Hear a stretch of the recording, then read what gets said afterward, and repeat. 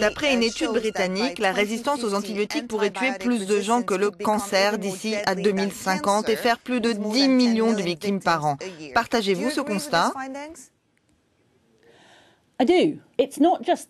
Oui, non seulement cela va tuer plus de gens à cause des infections, mais des interventions simples ou des traitements contre le cancer vont devenir beaucoup plus risqués si les médicaments ne marchent plus. Et ce problème existe déjà.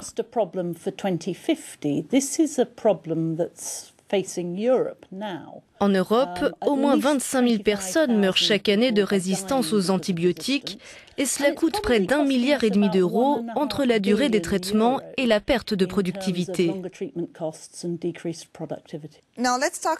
Parlons maintenant de l'usage des antibiotiques dans les élevages. L'Espagne, l'Allemagne ou l'Italie en utilisent beaucoup plus que leurs voisins européens. N'y a-t-il pas de réglementation commune en Europe? Oui, c'est un gros problème parce que la quantité utilisée varie de 1 à 100 d'un pays à l'autre.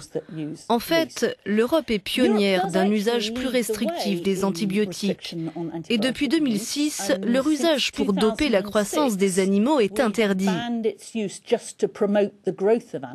Mais dans certains pays, ils sont encore largement utilisés et en grande quantité pour prévenir les infections, en particulier quand les élevages sont intensifs ou insalubres.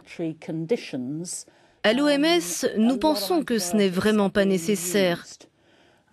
Et au Danemark, l'industrie porcine n'utilise plus les antibiotiques dans ce cadre, mais uniquement pour soigner les animaux lorsqu'ils sont malades. Et depuis, la production porcine et les profits de ce secteur ont augmenté au Danemark. Cela veut-il dire que nous devons repenser nos méthodes et nos conditions d'élevage et d'abattage, de même que l'usage des médicaments chez les animaux? Oui, il y a de nombreuses façons dont cet usage chez les animaux va entraîner une résistance au traitement chez les humains. Plus on les utilise, moins ils marchent. Il y a la contamination de la viande aux antibiotiques et puis il y a la contamination aux bactéries résistantes. Ce sont les mauvaises conditions d'hygiène et d'abattage qui causent à leur tour des infections chez les employés des abattoirs ou encore le fumier répandu dans les champs qui contamine l'eau par les nappes phréatiques. Tout cela cause la résistance au traitement.